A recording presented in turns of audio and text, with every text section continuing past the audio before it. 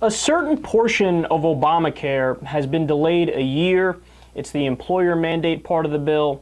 The details of that provision are basically that businesses with over 50 employees have to provide health care to all of their full-time workers. Upon hearing the news about this, I'm sure you guys can only imagine just how elated conservatives were.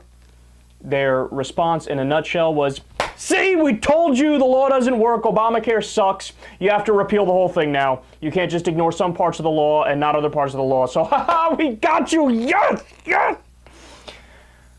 But when you read the specifics of why it's being delayed, you can see that what they're saying is bullshit. The employers it affects have been bitterly complaining about the provision since the beginning because of the paperwork involved with it. And according to CNN sources in the New York Times, they say it's a bureaucratic nightmare, and what the administration is doing is they are supposedly taking a year to come up with an easier way to deal with that. Now, to be completely honest, I actually don't believe that. I think that those businesses are just greedy, and they're stonewalling, and they're pretending to have an issue with the paperwork when they just don't want to pay for covering their workers. Now, to be completely clear, that's my speculation on it. The official line is, oh no, we're just redoing the paperwork and we'll work it out that way. But here's the part of the story where the conservatives become hilariously wrong. So they're pretending like this is a huge part of Obamacare and it's the most essential part. But most businesses that have over 50 employees already offer them health insurance.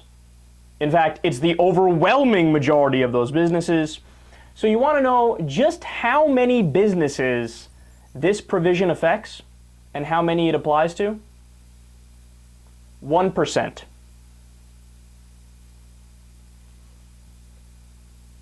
Now, obviously this isn't a very important part of the bill, but since it has mandate in it, the conservatives think, well, employer mandate versus individual mandate, it's kind of like the same thing. It's a mandate, mandate's a mandate, so it's the biggest part, and it's the same thing. It's meshed together, so you got to scrap the whole law. No, the employer mandate's only 1% of the bill, literally.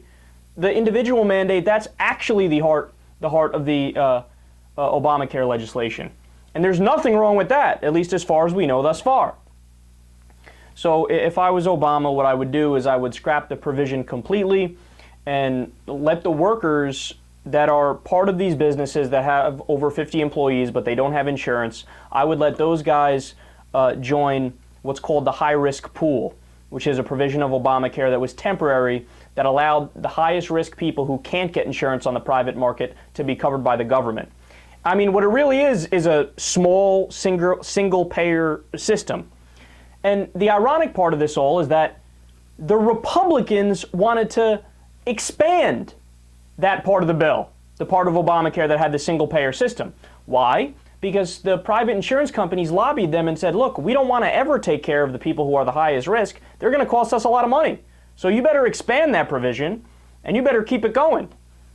So if the Republicans are for expanding the single-payer provision, and we have this group of people who can't get coverage, why not put them in with the high-risk people and make them part of the single-payer system? Well, I doubt they'll take that road, but nonetheless, it was hilarious to see the Republicans' reaction.